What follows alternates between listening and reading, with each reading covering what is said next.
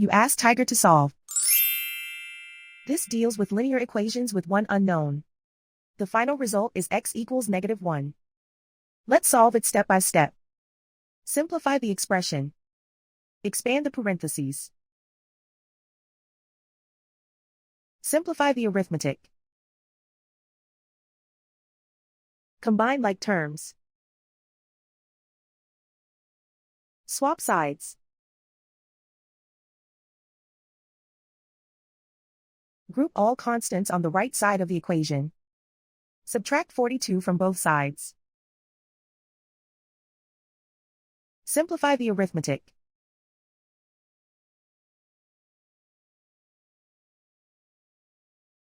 Isolate the x.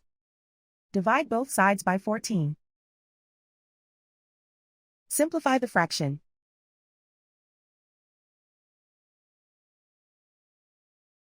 And so the final result is x equals -1.